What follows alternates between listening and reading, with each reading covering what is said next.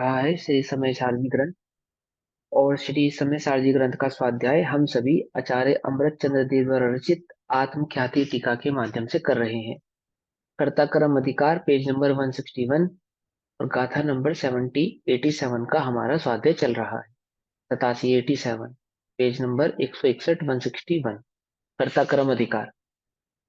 भाव ये चल रहा है कि मिथ्यात्व दो प्रकार का आचार्य देव हमको समझा रहे हैं। अर्थात वे ये समझा रहे हैं कि जीव अपने उपयोग का करता है और पुद्गल में होने वाला जो परिणमन है कर्मानुसार वह पुद्गल का है। इस प्रकार से ये मिथ्यात्व दो प्रकार का होता है। जीव का अज्ञान भाव जीव का मिथ्यात्व है और पुद्गल में होने वाला मिथ्यात्व रूप से जो पौद्गलिक परिणमन है या कर्म का उदय है वह पुद्गल का मिथ्यात्व है। इस भैया भाव एक को समझा। सेकंड है। हाँ पूछो। बट वो जो प्रश्न उत्तर आते हैं ना गुरुदेव श्री वाले, उसमें कल आया हुआ था कि जो पुद्गल की पर्याय है वो द्रव्य हम्म, से ही उत्पन्न होती है और द्रव्य में ही लीन हो जाती है। हाँ तो कौन से लेकिन पुद्गल से फिर उत्पन्न होती है? लेकिन पुद- उसके आगे मैं ना आपको पूरा पढ़ के सुनाऊं, फिर समझ आएगा। एक सेकेंड, हम्म। मैं पढ़ के सुनाती हूँ। हम्म, हम्म।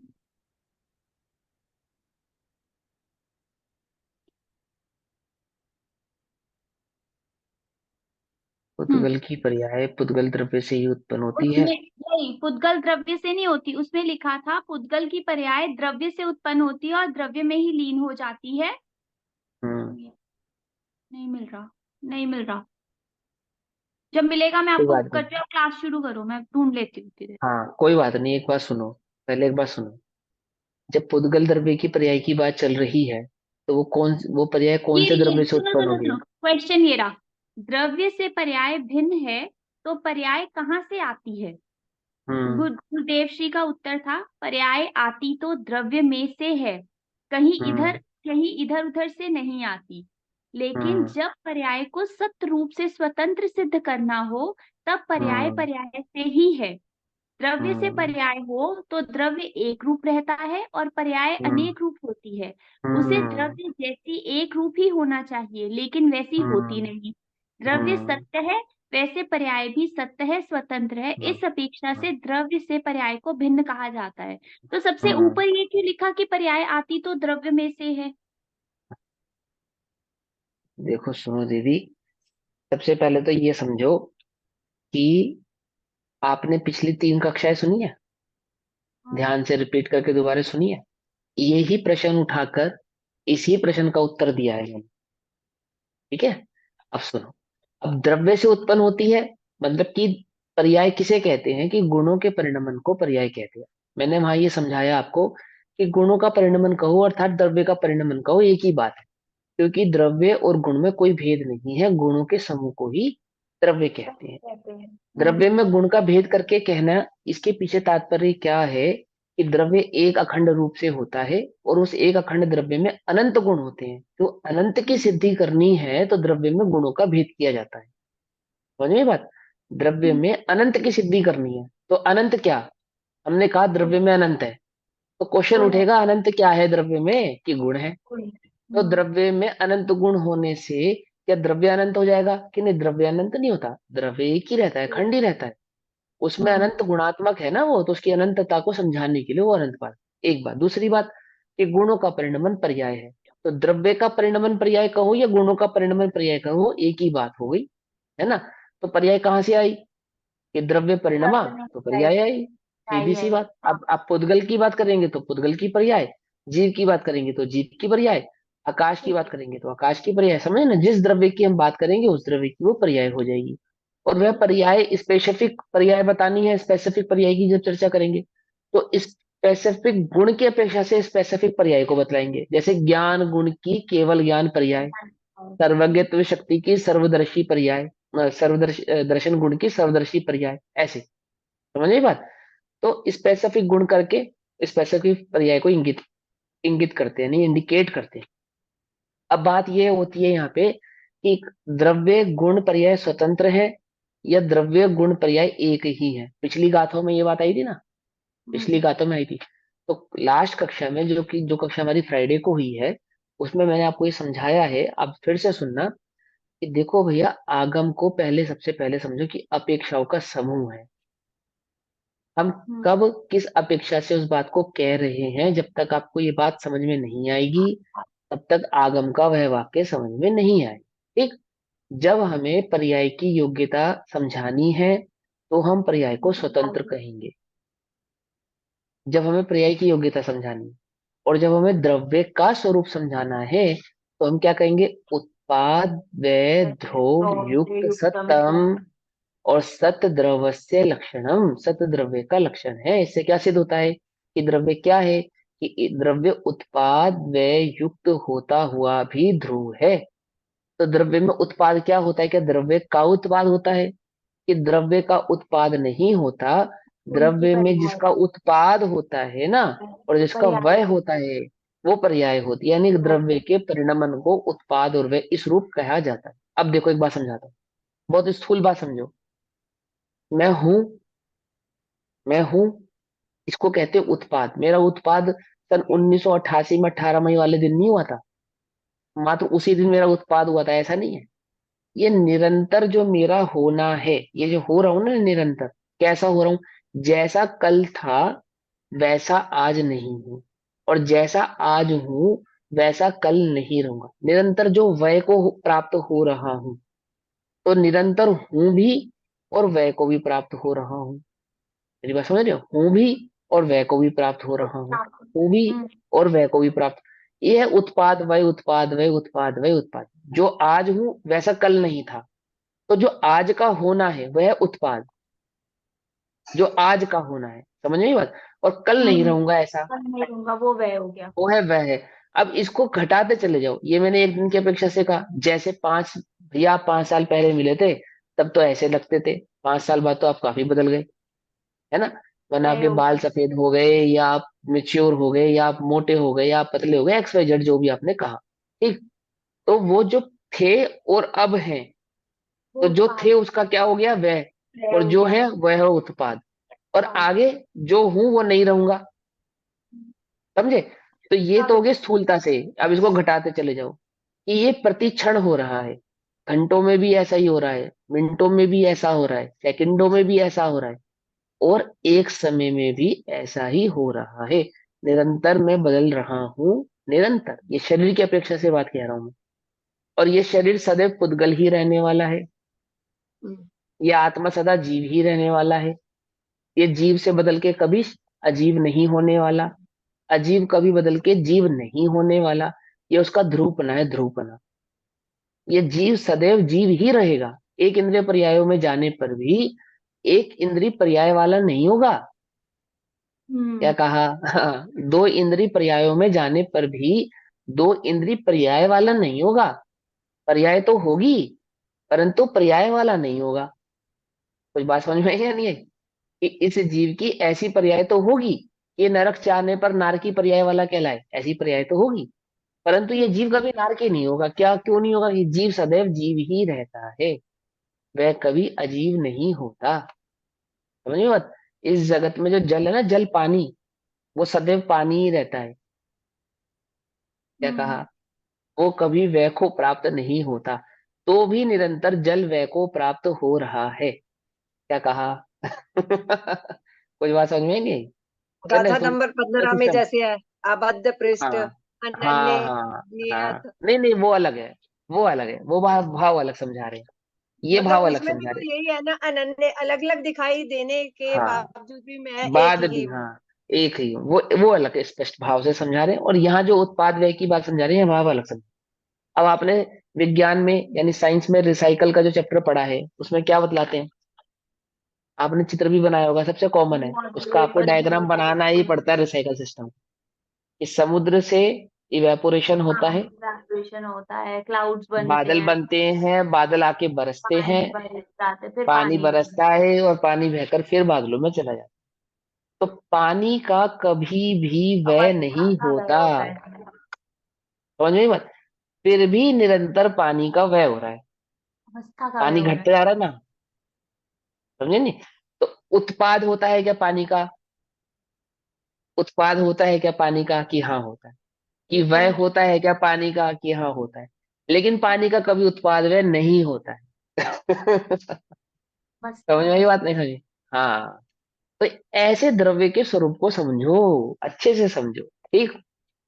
आगम विवक्षाओं का समूह है। विवक्षा से वस्तु को समझा जाता है। वस्तु विवक्षा नहीं है, वस्तु हम्म। को समझने के लिए विवक्षा है। शिक्षा के लिए। ठीक है ना? अगर पकड़ में ही बात, जो हम कह रहे हैं वह वस्तु को समझाने के लिए कह रहे हैं, परंतु जैसा हम कह रहे हैं वस्तु मात्र वैसी नहीं है। ध्यान से समझना शब्द को, मात्र वैसी नहीं है। क्यों? क्योंकि वस्तु अवक्तव्य भी है, वक्तव्य भी है। तो हम कैसे समझेंगे वस्तु को? कि जितना हम समझा सकते हैं उससे समझ के, और फिर अनुभव से वस्तु को समझा जाता है। समझ में आई बात? फिर अनुभव से वस्तु को समझा। किसी भी जीव को इस जगत में आप शक्कर का व्याख्यान करा के, करके उसके समक्ष उसका मुंह मीठा नहीं कर सकते आप। जिसने कभी हम्म। जगत में मिठास का सेवन नहीं किया हो, मीठा नहीं चखा हो, उसके समक्ष खड़े होकर आप खूब बड़े बड़े व्याख्यान करें, खूब बड़े बड़े व्याख्यान करें, खूब, तो उसका मुंह मीठा हो जाएगा। हम्म? एक बार एक प्रसंग आया, प्रसंग बस इतना ही था, सम्यक दर्शन के संदर्भ में, बस इतना ही प्रसंग था। तो उसमें मैंने एक बात कही, क्या थी कि हमने कुछ विद्वानों को बुलाया, पूरे भारत के जो बेस्ट, दी बेस्ट विद्वान थे, ऐसे हमने कुछ 51 विद्वानों को बुलाया। और 51 विद्वानों ने 21 दिन की सभा की। उस 21 दिन की सभा में डेली 8 घंटे इस बात पे प्रवचन होते थे कि लड्डू का स्वरूप कैसा है, मोतीचूर के लड्डुओं का स्वरूप कैसा है। उन 21 दिन तक 51 विद्वानों ने 8 घंटे निरंतर ये प्रवचन किया कि मोतीचूर का लड्डू कितना बढ़िया है, कैसा दिखता है, खाने में कैसा होता है, आदि आदि सारी उसकी व्याख्या करी। जब वो लेकिन पूरा जब तक खाया हाँ, जब वो नहीं। 21 दिन खत्म हो गए, तो अंतिम दिन उनको भोजन में मोतीचूर का लड्डू परोसा गया। और सभी विद्वानों का एक मत होकर ये प्रश्न था, क्या? कि यह क्या है? ये जो आपने हमारी थाली में परसा है, ये क्या है? बोलो, उन्हें कैसे समझाए क्या है? कुछ बात समझ में आई या नहीं समझ में आई? नहीं समझ में आई होगी तुम्हें। कि आपने जो पढ़ा है और आप जो ज्ञान के लेवल पे कसरत कर रहे हो, जितनी भी कर रहे हो, जब तक वह अनुभव के लेवल पे नहीं उतरेगा, वो वो ज्ञान के लेवल पे तो दी बेस्ट रह सकता है, लेकिन जब तक वो अनुभव उसको टच नहीं करेगा तब तक वो कुछ नहीं है, निरर्थक है, जीरो है। वस्तु आपके समक्ष होगी और आप पहचान नहीं पाओगे कि क्या है। व्याख्यान तो आप ऐसा कर दोगे, जैसा आचार्य ने कहा कि एक द्रव्यलिंगी आत्मा के स्वरूप का ऐसा व्याख्यान करे कि हाथ पे रखे आंवले की भांति उस आत्मा को दिखला दे, परंतु स्वयं उसके अनुभव से अभिन्न रह जाता है, अनभिज्ञ रह जाता है। और उसकी सभा में बैठा है, वह मिथ्या दृष्टि उस सम्यक को प्राप्त कर लेता है, वह स्वयं मिथ्या दृष्टि रह जाता है। इस बात समझ में है या नहीं? ऐसा होता है, बिल्कुल होता है। क्यों होता है? क्योंकि हम वस्तु स्वरूप को समझने में अपने उपयोग को जहां लगाना चाहिए, जिस प्रकार से लगाना चाहिए, जिस तरीके से लगाना चाहिए, नहीं लगाते। तो उसको सिर्फ ज्ञान के लेवल पे ही रखते हैं, और यही कारण होता है कि बात हमें आज समझ में आती है, हम कल भूल जाते हैं, फिर कंफ्यूज हो जाते हैं, फिर क्वेश्चंस क्रिएट होने लगते हैं, फिर बात समझ में नहीं आती है। अब मैं आपसे क्या और भी कईयों से कई बार, कितनी बार भी चर्चा करूं, तो कहीं ना कहीं वस्तु के स्वरूप में वो त्रुटि निकालोगे, बिल्कुल कॉमन, एकदम बिल्कुल कॉमन बात होगी, आप नहीं बता पाओगे। मैं ये नहीं कह रहा मैं अनुभवी हूं, मैं ऐसा बिल्कुल भी नहीं कह रहा हूं, ऐसा कोई दावा नहीं कर रहा, लेकिन मैं ये दावा जरूर कर रहा हूं कि जब स्वाध्याय करो तो इस बुद्धि से किया जाए कि ये मेरे हित की बात है, ये जिस वस्तु की बात चल रही है, ये वस्तु, ये तत्व मैं हूं, है ना? और मुझे मेरा कल्याण करना है, और कल्याण स्वाध्याय से नहीं होगा, स्वाध्याय में बतलाए गए तत्व का अनुभव करने से हो। ये इस बुद्धि से कि मुझे इसका अनुभव करना है, अहो इन बातों की तो मुझे खबर ही नहीं थी, ऐसा विचार नहीं आता। क्या कहा? कुछ बात कहेगी नहीं गई, ऐसा विचार नहीं आता कि मुझे तो इन बातों की खबर ही नहीं थी, हमें लगता ही नहीं है ऐसा। कुछ बात समझ में नहीं आई? हमें कभी नहीं आता ऐसा विचार कि हो हमें तो इन बातों की खबर ही नहीं थी, हमें मालूम ही नहीं था कि मेरा स्वरूप ऐसा है, मेरा स्वरूप ऐसा है। ऐसा हम नहीं पढ़ते, पंडित टोडरमल जी की भाषा में कहे तो ऐसे पढ़ता है मानो किसी और की ही बात कर रहा हो, मानो किसी और की ही चर्चा कर रहा हो। ऐसा, ये मेरी बात है, मैं ऐसा हूं, ऐसा नहीं विचार करता। समझ में बात?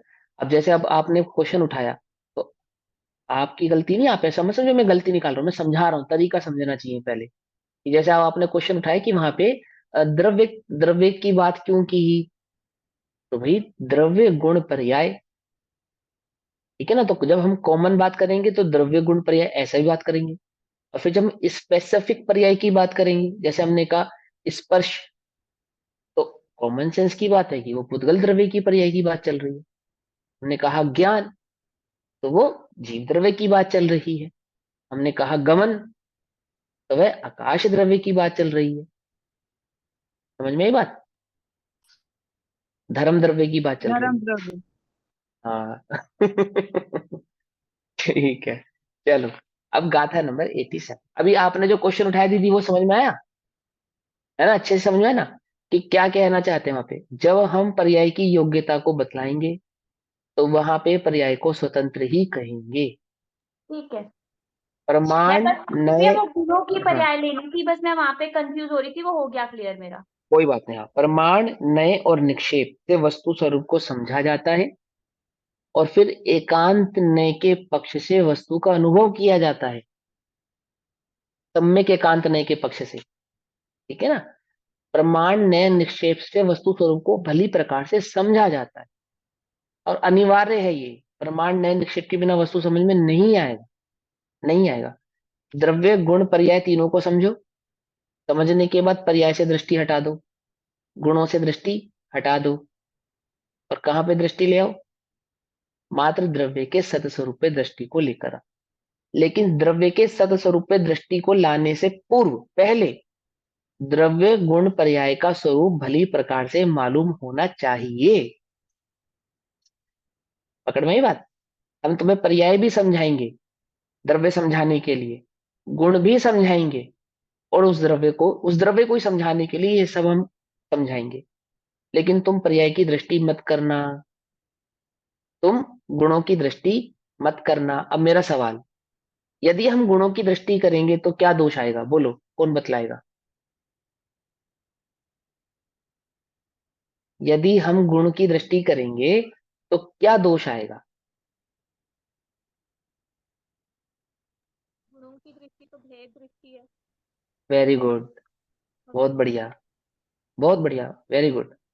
गुण की दृष्टि करने से भेद, द्रव्य में भेद खड़ा होता है। समझ में आई बात? और द्रव्य अभेद है, समझे ऐसे? ये ना कितनी बढ़िया बात। और पर्याय की दृष्टि करने से क्या दोष आएगा? अब आपने बता दिया, अब रुक जाओ, अब कोई और बताएगा। आपको तो समझ में आ गई बात।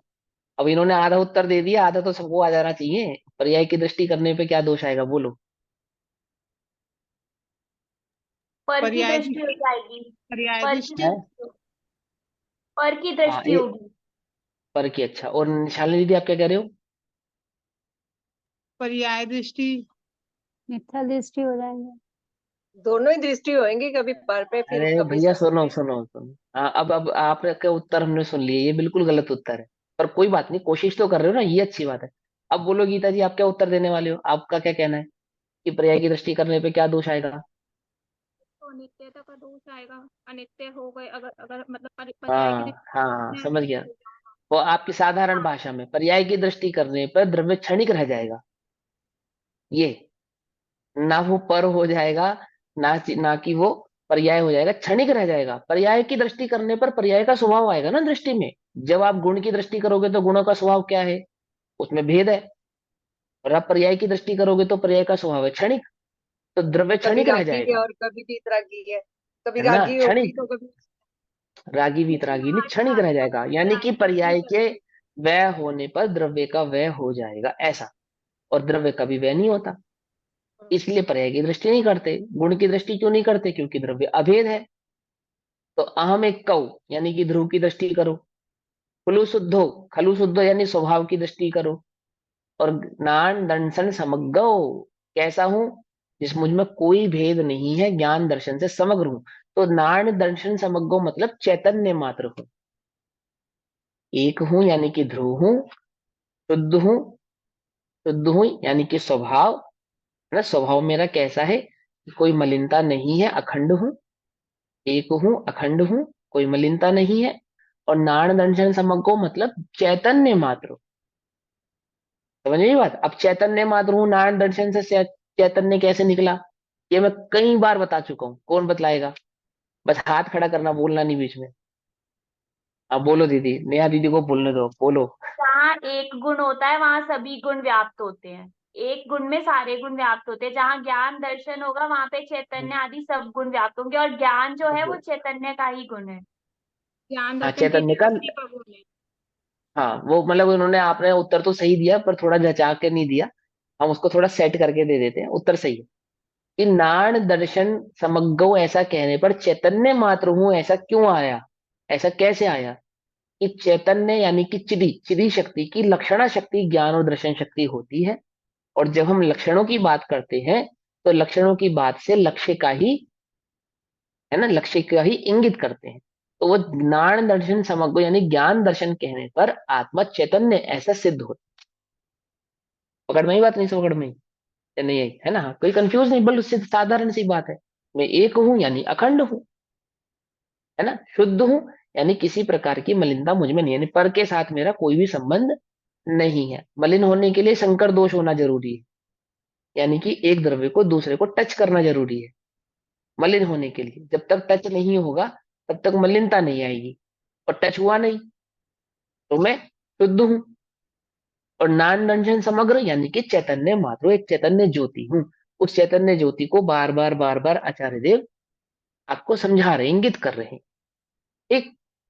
अब ये बता रहे हैं कि दो द्रव्यों का जो स्वरूप है वो कैसा है, कि ये दो द्रव्यों का जो स्वरूप है ऐसा है कि पुद्गल का परिणमन पुद्गल में रहता है, और ज्ञान यानी कि जीव का परिणमन मात्र जीव में ही रहता है। जैसे दर्पण के समक्ष मोर, दर्पण के समक्ष खड़ा मोर, वह मोर दर्पण में नहीं है और दर्पण मोर में नहीं है, दोनों अपने अपने में है।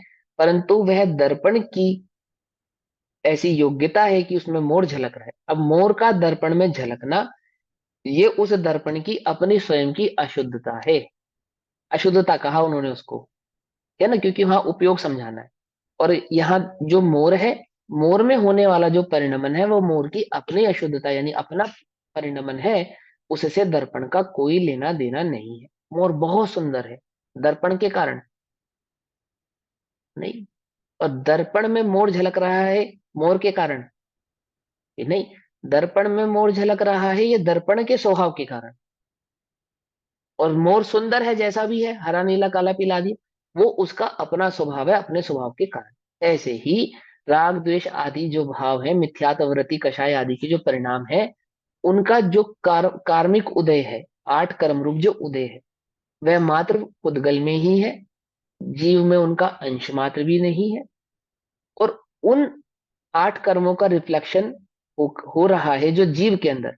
और जीव का जो ज्ञान और दर्शन उस रूप वर्तता है, जीव अपने को जो मिथ्यात्व भाव रूप जैसा मानता है, पुद्गल झलकने पर मैं पुद्गल हूं ऐसा मानता है। कौन मानता है? जीव मानता है। यह अज्ञान, यह मिथ्यात्व जीव का अपना है, यह पुद्गल का दिया हुआ नहीं है। ठीक है ना? है ना, समझ में आई बात? कल और आखिरी कक्षा आप ध्यान से सुनना, उसमें सारे उदाहरणों को देकर मैंने समझाया है। हमें आगे बढ़ना है, हम आगे बढ़ते हैं। गाथा नंबर 87, गाथा का पाठ करेंगे। मिच्छतम पुंडुवीहम जीवम जीवम तहेव अन्नाणम अविरधि जोगो मोहो कोहादिया इमे भावा। मिथ्यात्व जीव अजीव दो विध, उभय विध अज्ञान है, अविरमण योग रुमोह अरु, क्रोधादि उभय प्रकार है। क्या कहते हैं कि जो मिथ्यात्व कहा है वह दो प्रकार का है, जीव और अजीव। इसमें जो अज्ञान आदि भाव है वो जीव के हैं, और पौद्गलादि जो परिणमन है वो अजीव के हैं। इस प्रकार से दो भाव का है। हमें भावार्थ पढ़ना है। भावार्थ पढ़ेंगे कि पुद्गल के परमाणु, पेज नंबर 162, 162 नंबर पेज पे भावार्थ। पुद्गल के परमाणु पौद्गलिक मिथ्यात्व आदि कर्म रूप से परिणमित होते हैं। जो पौद्गलिक परमाणु, पुद्गल के जो परमाणु हैं, उस कर्म का विपाक होने पर उसमें जो मिथ्यात्वादी स्वाद उत्पन्न होता है वह मिथ्यात्वादी अजीव जानना, वह सब अजीव का है। यानी कि पौद्गलिक द्रव्य में जो पौद्गलिक कर्मों का उदय उदीर्णा आदि हुआ, बंध आदि हुए, वो सब किसके हैं? पुद्गल के हैं, वह जीव के नहीं है। उन्हें सब पुद्गल का ही जानना। क्या समझाया आचार्य देव ने कि जो तुम निरंतर पुद्गल पे दृष्टि किए बैठे हो, ये बैठे ना, मेरा उदय, उदय के कारण ऐसा ही उदय है, अब मैं क्या करूं, ये तो उदय के कारण हो रहा है। क्यों भाई, तुम्हें मिथ्यात्व क्यों हो रहा है? क्योंकि मेरे मिथ्यात्व कर्म का उदय है ना, इसलिए ही हो रहा है ना तुम्हें मिथ्यात्व। अब बोलो। मैंने उसको अपना आचार्य कहते माना हैं, है। पहले यहाँ समझेंगे ना। अब माना है क्या माना है वो उसकी भी चर्चा करेंगे, पहले यहाँ समझेंगे क्या कहते हैं। क्यों हो रहा है तुम्हें मिथ्यात्व? कि कर्म के उदय के कारण, मिथ्यात्व कर्म प्रकृति के उदय के कारण मुझे मिथ्यात्व वर्त रहा है। तो आचार्य कहते हैं नहीं, गलत, बिल्कुल भी नहीं हो सकता। क्यों नहीं हो सकता? क्योंकि कर्म आदि प्रकृतियों का उदय, विपाक तो कर्मों का ही, कर्मों में ही होता है, उद्गल में ही होता है, वो जीव में होता ही नहीं। पकड़ में ही बात। तो जो ऐसा मान रहा है, ऐसा मान के बैठा है, क्या मान के बैठा है? कि मेरे मिथ्यात्व कर्म का उदय है इसलिए मैं मिथ्या दृष्टि, अथवा मेरे XYZ टाइप कर्म के उदय हैं इसलिए मैं दुखी हूं, अज्ञानी हूं, आदि आदि। तो ऐसा जो मान रहा है वो मिथ्या दृष्टि है, वो गलत कर रहा है। क्यों गलत कर रहा है? क्योंकि जो जो कर्म का उदय होता है वह जीव में नहीं होता, वह जीव पुद्गल में ही होता है। ऐसा कह के आचार्य देव आपकी 8 कर्मों से दृष्टि हटा रहे हैं। हटाओ वहां से दृष्टि। क्यों देखते हो उसको? तुम में उसका कुछ नहीं है। तुम्हारे अंदर, इस चैतन्य के अंदर उन 8 कर्मों का कुछ नहीं है। तुम क्या देख रहे हो सुबह से शाम तक? किसका चिंतन कर रहे हो? कि उस पुद्गल कर्म का ही चिंतन कर रहे हो बस। कर्म का उदय, कर्म के कारण मेरे कर्म मैंने बांधे, हाय मुझे बंध रहे हैं, हाय मुझे बांध रहे हैं, अब नहीं बांधूंगा, आदि आदि। वो बोल रहे हैं कि उनकी तरफ देखना छोड़। जब उनको, वे तुझे तुझे बांधते ही नहीं, वे तुझे बंधते ही नहीं, और उनका उदय तुझ में आता ही नहीं, और कर्म तुझे मिथ्या दृष्टि बनाते हो, तुझे कषाय वाला बनाते हो, तुझे अवरति बनाते हो, ऐसा नहीं है। क्यों बोलो भैया, तुम्हें कषाय क्यों हो गई? कि कर्म के उदय के कारण हो, कर्म के उदय के कारण हो गई। आचार्य के द्वारा तुझे अभी वस्तु स्वरूप समझ में नहीं आया। क्या कहते हैं? कि पुद्गल के परमाणु पौद्गलिक मिथ्यात्व आदि कर्म रूप से जो परिणमित होते हैं, उस कर्म का जो विपाक होने पर उसमें जो मिथ्यात्वादी का स्वाद आता है, उत्पन्न होता है ना। मिथ्यात्वादी का स्वाद उत्पन्न होता है मतलब क्या? मिथ्यात्व के कर्म का उदय, अवृति कर्म का उदय, काशायिक आदि भावों के कर्म का उदय, आदि आदि।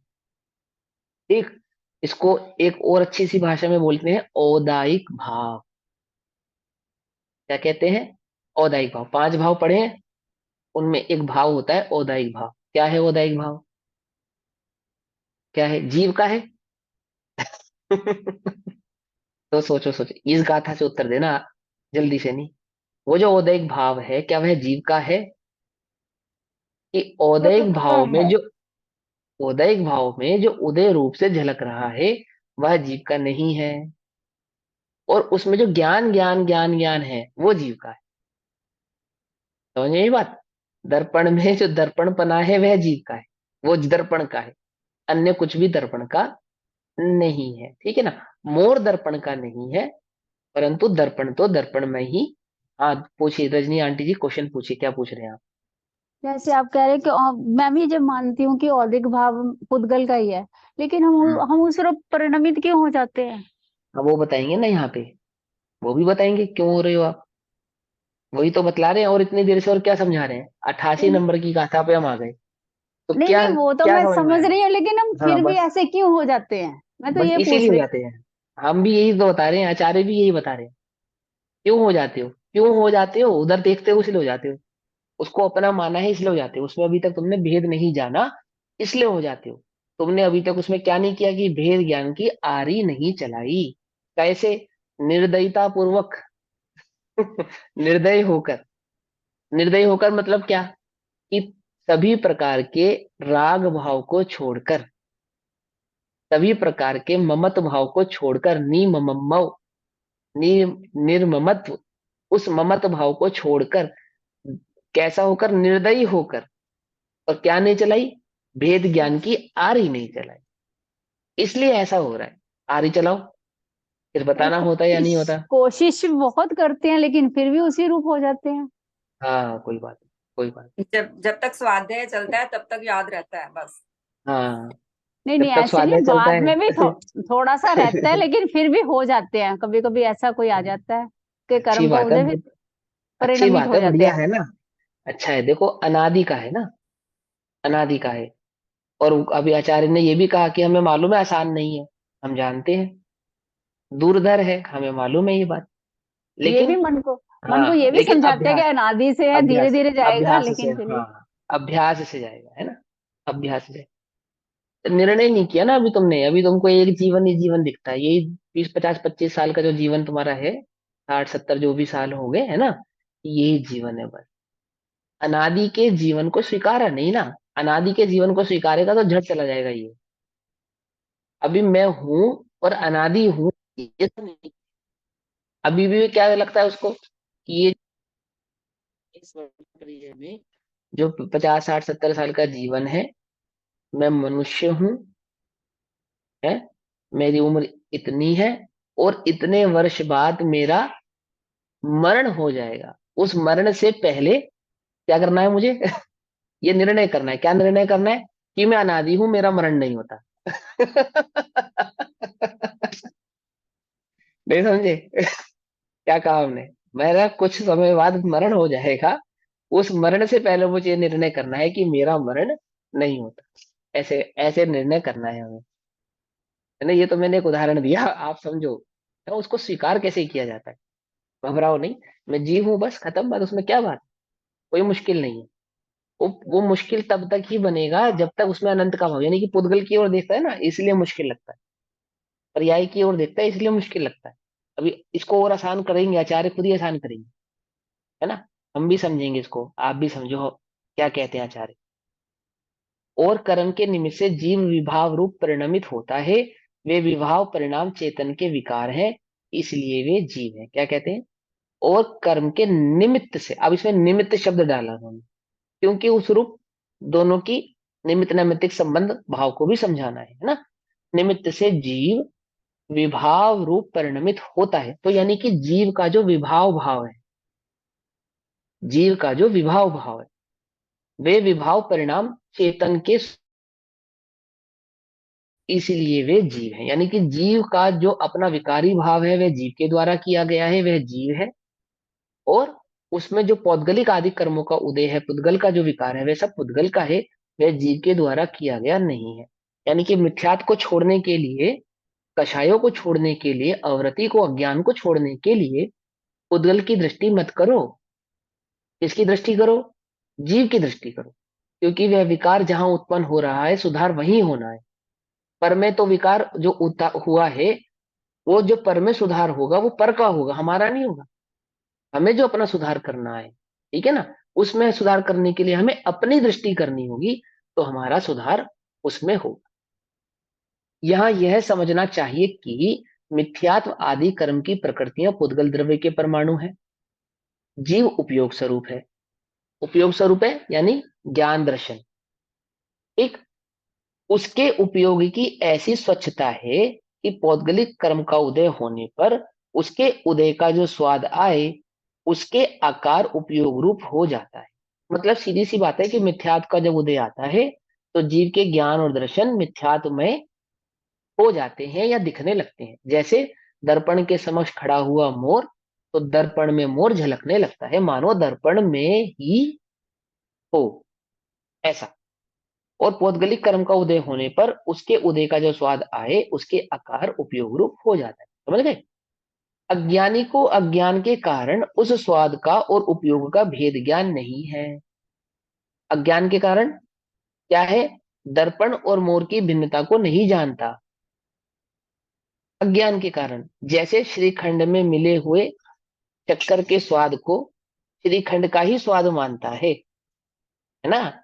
उसके खटमिट स्वभाव में जो मीठापना है वह श्रीखंड का नहीं है, शक्कर का है, ऐसा नहीं जानता। जिस प्रकार शाक सब्जी आदि में पड़े हुए लवण के स्वाद को सब्जी का ही स्वाद मानता है, वह सब्जी का स्वाद अलग है और लवण का स्वाद भिन्न है, ऐसा नहीं जानता। समझ में आई बात? उसी बात को फिर यहां बताया कि क्या कर रहा है कि कर्म के उदय से जो उपयोग उस कर्ममय दृष्टिकोण हो रहे हैं, नजर आ रहे हैं, स्वाद हो रहा है, अनुभव हो रहा है। क्या अनुभव हो रहा है?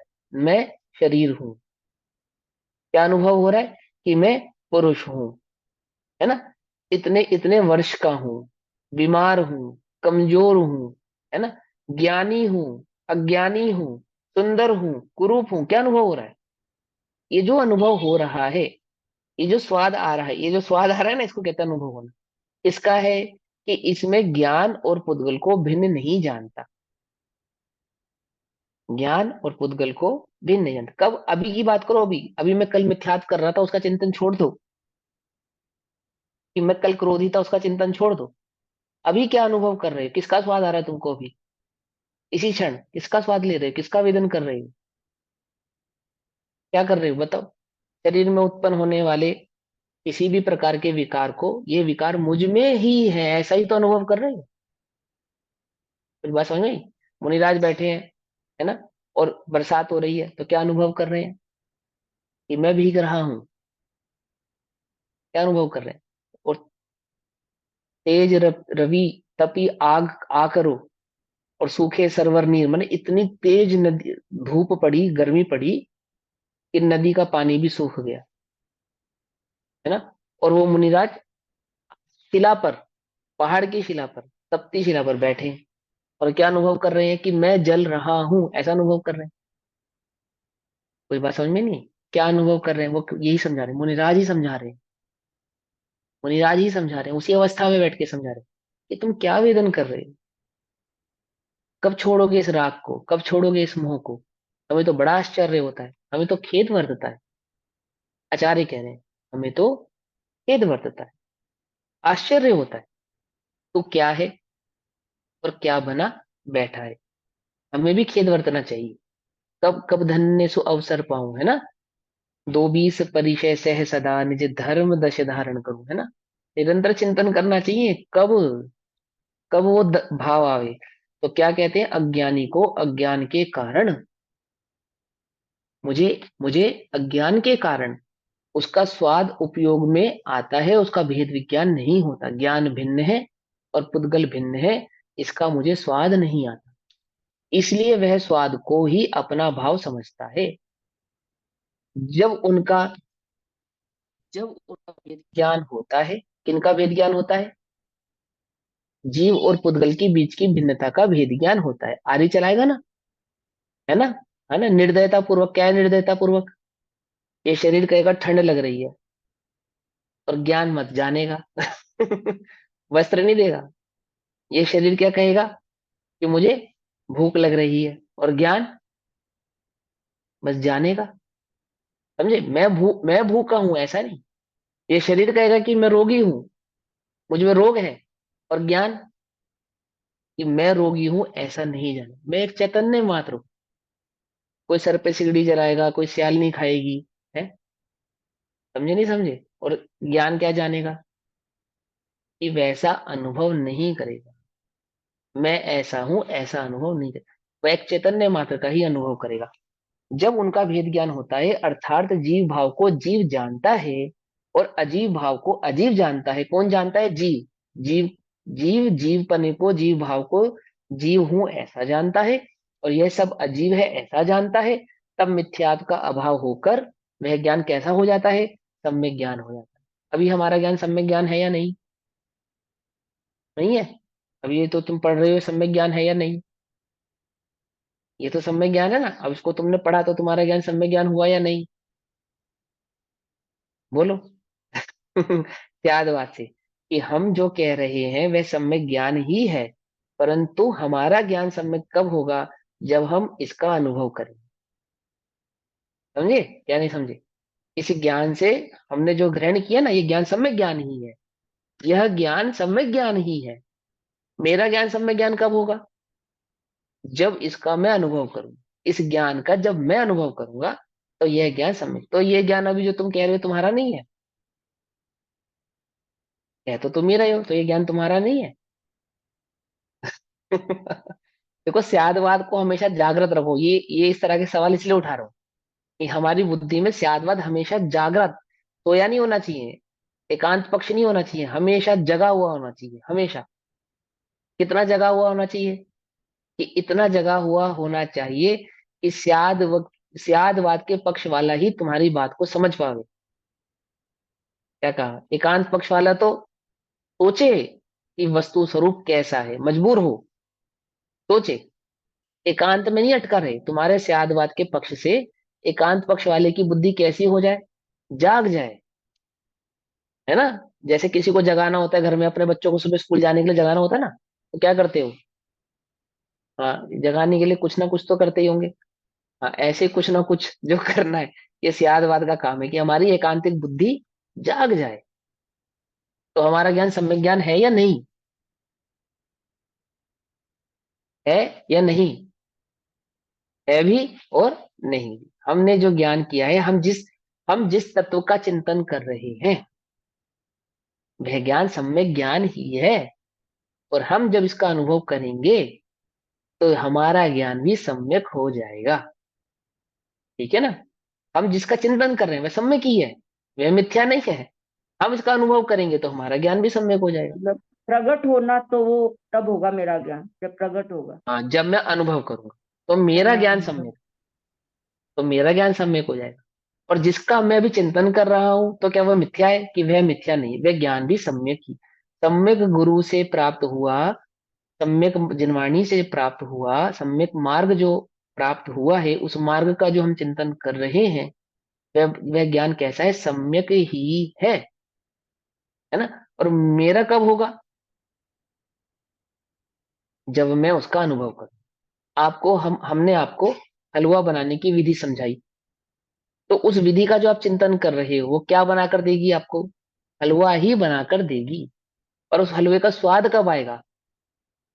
जब आप उस विधि से उस हलवे को तैयार करके स्वयं उसका सेवन करोगे। तो जिस विधि का आप चिंतन कर रहे हो वो विधि मिथ्या है क्या? कि कोई कहे कि विधि तो बिल्कुल मिथ्या है। बोले क्यों? विधि मिथ्या क्यों है? कि तूने हलवा बनाया था? कि मैंने बनाया नहीं, मैंने तो हलवा बनाया नहीं, पर वो विधि मिथ्या है। बोले मिथ्या क्यों है? ये तो समझा कि मैंने उस विधि को सुबह शाम दोपहर 10 बार दोहराया, फिर भी मुझे हलवे का स्वाद नहीं आया।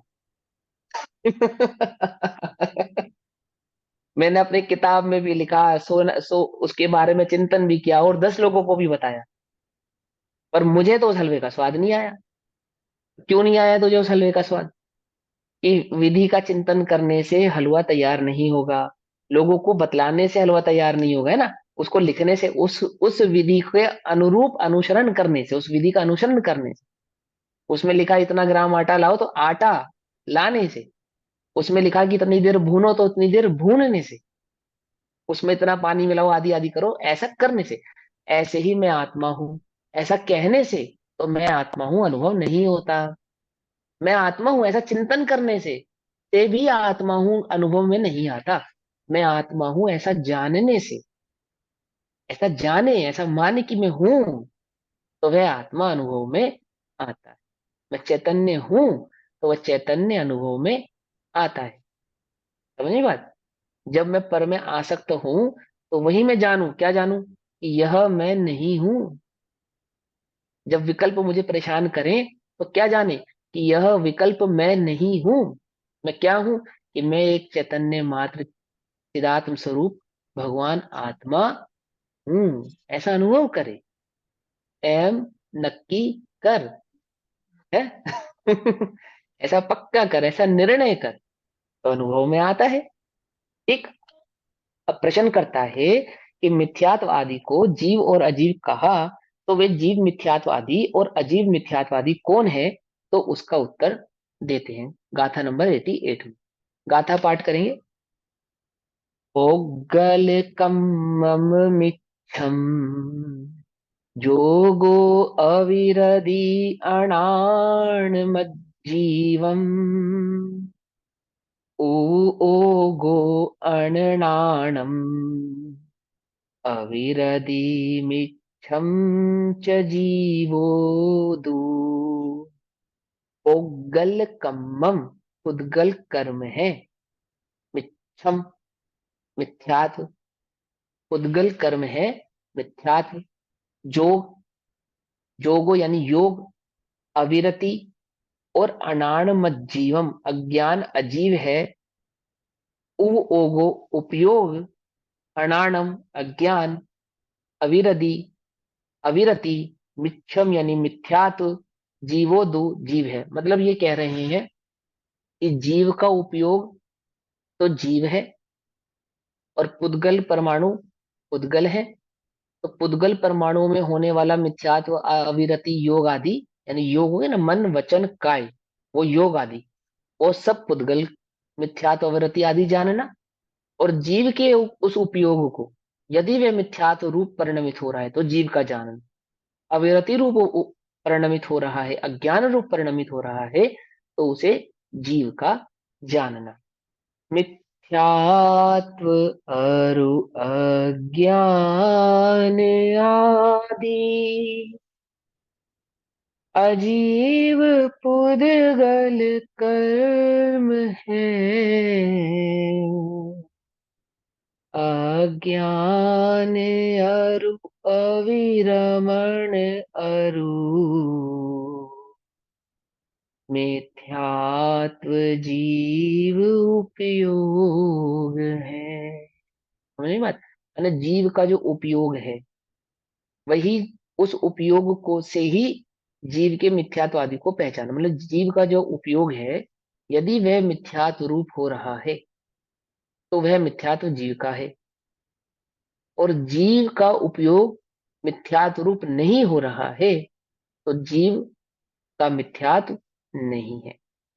और उसी समय जो कर्मादि पौद्गलिक कर्मों में इस प्रकार का विपाक हो रहा है, किस प्रकार का?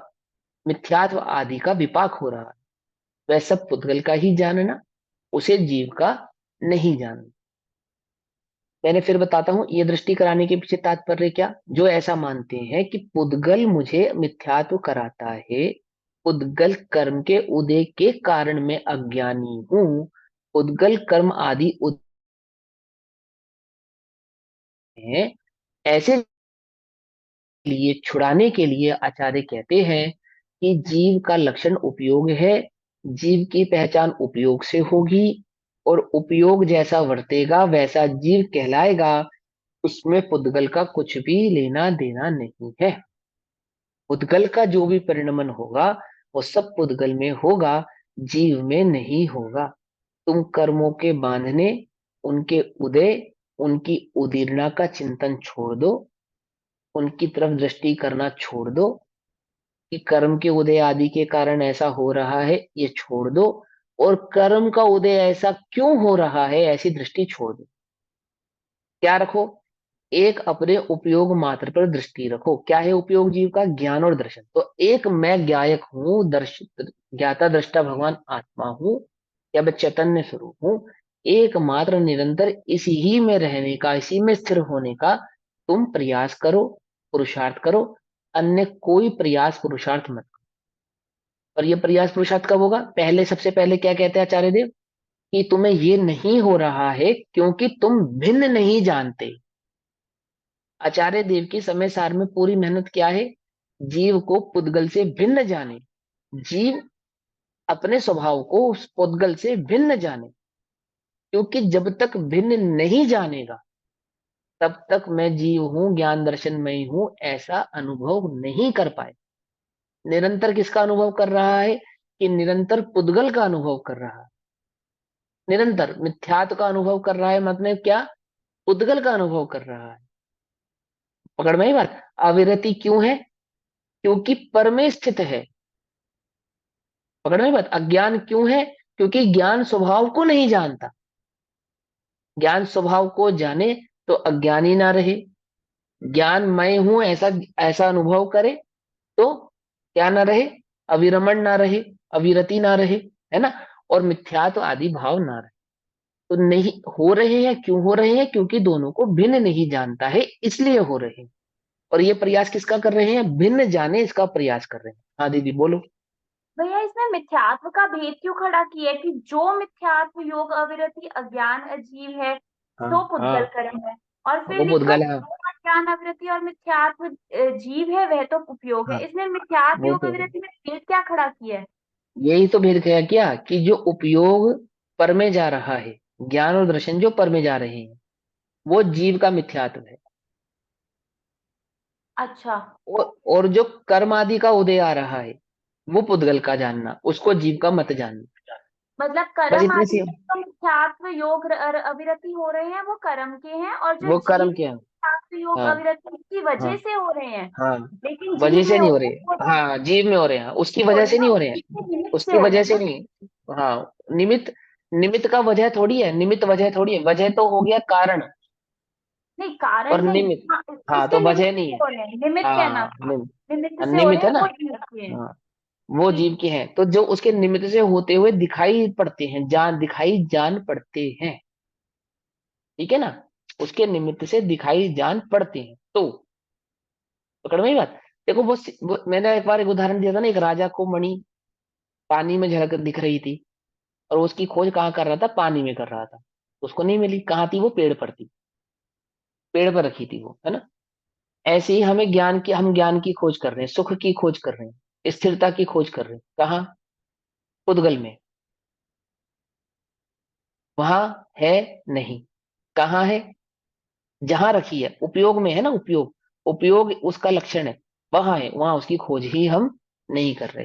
तो शरीर आदि में आने वाले जो उदय है, या शरीर आदि जो है, द्रव्यक्रम भावक्रम नोरम, तीनों ही जानना है इसके अंदर। योग भी आ गए ना, योग अवृत्ति कषाय और प्रमाद आदि सब आ गए इसके अंदर, मिथ्यात्वादी। ये जो सारे भाव हैं, ये जितने भी पौद्गलिक है, जिसमें जो तुम्हारी पुद्गल में इस प्रकार की परिणति दिखाई दे रही है तुम्हें, वो सब पुद्गल की, उनकी दृष्टि छोड़ो। तुम जैसे ही उसमें भेद खड़ा करोगे, जीव और पुद्गल में जैसे ही भेद होगा, तो जीव मिथ्या दृष्टि रहेगा क्या? नहीं रहेगा। सीधी सी बात। अविरति प्रमाद कषाय रहेंगी क्या? कि नहीं रहेंगी। ये बता रहे आचार्य आपको। ये कब तक है? जब तक तूने जीव और पुद्गल में भेद खड़ा नहीं किया है तब तक। तो ये मान के बैठा है मैं तो मिथ्या दृष्टि हूं, मैं क्या करूं? अरे मिथ्या दृष्टि, तू मिथ्या दृष्टि है ही नहीं। तेरा मिथ्यात्व ही यही है कि तू पुद्गल और जीव के बीच के भेद को नहीं जानता। अरे मैं तो अज्ञानी हूं, मैं क्या करूं? अरे भैया, तेरा ज्ञान ही यही है कि तू दोनों के बीच के भेद को नहीं जानता। अभी तो मैं अवरती हूँ। तेरा अव्रत भी यही है कि तुम दोनों के बीच के भेद को नहीं जानता। और कोई ये दावा करे कि मैं तो सम्यक दृष्टि हूं, तो क्या तू जीव और पुद्गल के बीच के भेद को जानता है? यदि नहीं जानता है तो तू सम्यक दृष्टि नहीं। मैं तो व्रती हूं, तो जीव और पुद्गल के बीच के भेद को जानता है? यदि नहीं जानता है तो तू व्रती नहीं है, कि मुझे तो कोई कषाय नहीं वर्त रही। यदि तू जीव और पुद्गल के बीच के भेद को नहीं जानता तो तू कषायवान ही है। कुछ बात समझ में नहीं?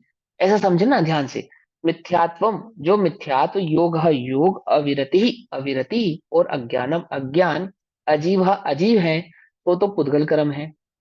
यानी कर्म का उदय जो मिथ्यात्व रूप है, कर्म का उदय जो योग रूप है, द्रव्य कर्म रूप है, अविरति जो कर्म रूप है, अज्ञान जो कर्म का उदय आदि है। यानी ज्ञानावरणी दर्शनावरणी कर्म का जो उदय है, अज्ञान है ना, ये सब किसका है? ये सब पुद्गल कर्म है, इन्हें पुद्गल के जानना। और जो अज्ञान, अविरति और मिथ्या तो जीव है, वह तो उपयोग है। यानी जीव तो एकमात्र ज्ञान दर्शनमय वाला है। यदि वह ज्ञान पर में जाता है तो वही ज्ञान अज्ञान कहलाता है। यदि वह उपयोग पर में जाता है तो वही अवरति कहलाती है, वही कषाय कहलाती है। वही जीव की कषाय है, वही जीव की अवरति है, वही जीव का अज्ञान है, और वही जीव का मिथ्यात्व है। क्या? कि जीव अपने उपयोग को नहीं जानता, अपने अपने उपयोग को नहीं पहचानता, अपने ज्ञान दर्शन स्वभाव को नहीं जानता। यही जीव का मिथ्यात्व है, यही जीव की अवरति है, यही जीव की कषाय है, और यही जीव का प्रमाद है, और यही जीव के बंध का कारण है। अन्य कुछ भी जीव के बंध का कारण नहीं। वो जो तुम बंध का कारण पुद्गल आदि को कह रहे हो, 8 कर्मों को कह रहे हो, ज्ञानावरणी, दर्शनावरणी, अंतराय, मोहिनी को जो कह रहे हो, वो तो सब पुद्गल के हैं। और पुद्गल और जीव के बीच में क्या नहीं है? कर्ता कर्म संबंध नहीं है, व्याप्य व्यापक संबंध नहीं है, भाव्य भावक संबंध नहीं है, और प्राप्य प्रापक संबंध नहीं। पकड़ में आई बात? ऐसा। अब टीका, निश्चय से जो मिथ्या दर्शन, अज्ञान, अवृत्ति इत्यादि अजीव है, तो कैसे है? अमूर्तिक चैतन्य परिणाम से अन्य मूर्तिक पुद्गल कर्म है ना। और जो मिथ्या दर्शन, अज्ञान, अवृत्ति इत्यादि जीव है, वह मूर्तिक पुद्गल कर्म से अन्य चैतन्य का परिणामिक विकार है।